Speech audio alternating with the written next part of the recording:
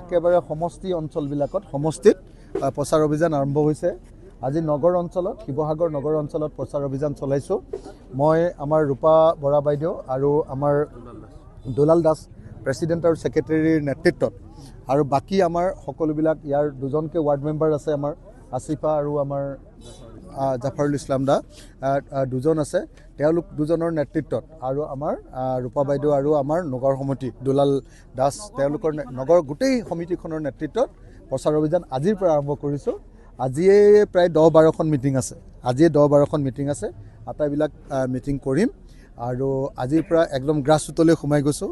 অকল আমাৰ সমষ্টিত নহয়, বেলেগ বেলেগ সমষ্টিবিলাকতো আজিৰ পৰা গ্ৰাছৰুটৰ মিটিংবিলাক আৰম্ভ হৈ গৈছে আৰু 2026 চনত আমি সকলোৱে ভালকৈ এবাৰ জয়ী হ'ম। আজি ৰাতি 12টা বজাৰ ভিতৰত আমাৰ মিত্ৰতাৰ সকলো ফৰ্মেলিটি শেষ হ'ব আৰু আজি ৰাতি 12টা বজাৰ ভিতৰত ফৰ্মেলিটি শেষ হোৱাৰ পাছত পজিটিভ নিগেটিভ যিয়ে হ'ব মই তাৰপিছত কাইলৈ ৰাতিপুৱা আপোনালোকক কৈ দিম। 100% পজিটিভ আলোচনা চলি আছে আৰু মোৰ বোধেৰে 100% আমাৰ মিত্ৰতা হ'বই। আমি একেবাৰে মুকলি মনলৈ কথাবিলাক পাতি আছোঁ। তো গতিকে মিত্ৰতা সন্দৰ্ভত ইয়াতকৈ বেছি কথা কোৱাৰ কাৰণে মোৰ এতিয়া অথৰিটি নাই। মোক দলে কৈ দিছে আৰু মোৰ বন্ধুবৰ্গই কৈ দিছে, যোনে এই মিত্ৰতাৰ কথাবিলাক চলাই আছে তেওঁলোকে মোক কৈছে যে আজি ৰাতি 12টা বজালৈকে কথাবিলাক আমি মনে মনে থাকিব লাগে আৰু ৰাতি 12টা বজাৰ ভিতৰত আমাৰ এটা মীমাংসা হৈ যাব।